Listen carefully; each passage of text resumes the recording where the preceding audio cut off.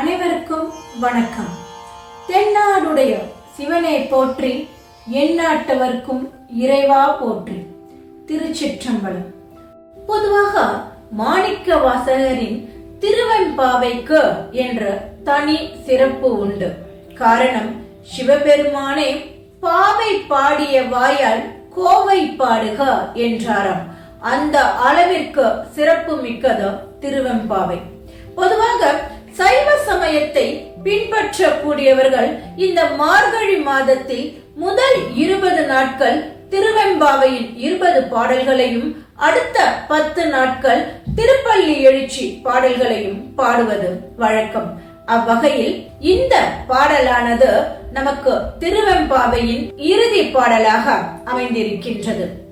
போற்றி அருளுக நின் ஆதியாம் பாதமலர், போற்றி அருளுக நின் அந்தமாம் செந்தளிர்கள், போற்றி எல்லா உயிர்க்கும் தோற்றமாம் பொற்பாதம், போற்றி எல்லா உயிர்க்கும் போகமாம் பூங்கழல்கள், போற்றி எல்லா உயிர்க்கும் ஈராம் இணையடிகள், போற்றி மால் நான்முகனும் காணாத புண்டரிகம், போற்றி எம் உய்ய ஆட்கொண்டு அருளும் பொன்மலர்கள், போற்றி எம் மார்கழி நீராடலோர் எம்பாவாய், போற்றி அருளுக நின் ஆதியாம் பாதமலர் என்கின்றார்.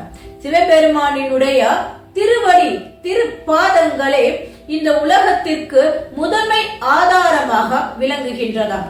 அதைத்தான் மாணிக்க வாசகர் முதல் பாடலிலும் ஆதியும் அந்தமும் இல்லாத அருட்பெரும் ஜோதி என்றார்.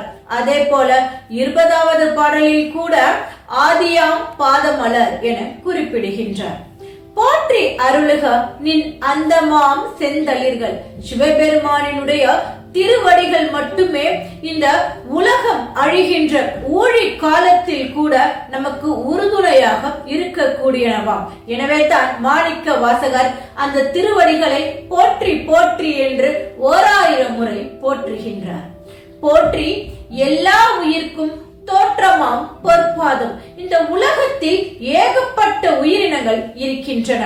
அனைத்து உயிரினங்களுக்கும் முதன்மையானதாக இருக்கக்கூடியது, தலைமை வகிக்கக்கூடியது, அனைத்து உயிர்களையும் தோற்றுவிக்க கூடியதாக இருக்கக்கூடியது எம்பெருமானினுடைய பொற்பாதங்கள் மட்டும்தானா.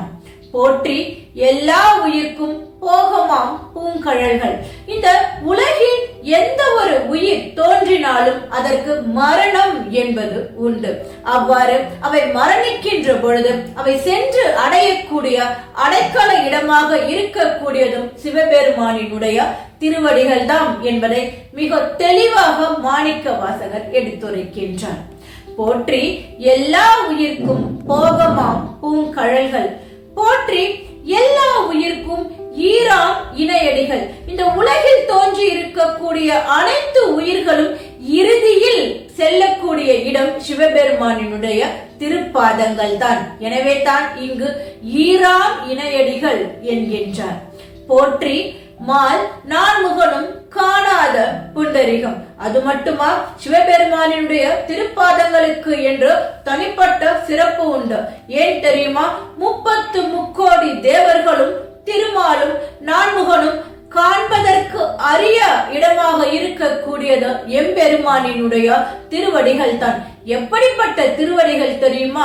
புண்டரிகம் போன்றது, அதாவது செந்தாமரையை போன்று அழகாக இருக்கக்கூடிய திருப்பாதங்களை திருமாலாலும் காண முடியவில்லை, பிரம்மனாலும் காண முடியவில்லை என்கின்றார் மாணிக்க வாசகர். போற்றி எம் உய்ய ஆட்கொண்டு அருளும் பொன்மலர்கள் என்று இந்த வரிகளில் தான் பெற்ற திருவடி தீட்சையை பற்றி குறிப்பிடுகின்றார் மாணிக்க வாசகர். மாணிக்க வாசகருக்கு எம்பெருமான் ஆவுடையார் கோவில் என்னும் இடத்தில் எழுந்தருளி திருவடி தீட்சை வழங்கியதாக புராணங்கள் எடுத்துரைக்கின்றன. அதைத்தான் மாணிக்க வாசகர் இங்கு போற்றி எம் உய்ய ஆட்கொண்டு அருளும் பொன்மலர்கள். இந்த சிவபெருமானினுடைய பொன்மலர்கள் தான் எம்மை ஆட்கொண்டன, எனக்கு தீட்சை வழங்கின என்பதை இங்கே மிக அழகாக குறிப்பிடுகின்றார்.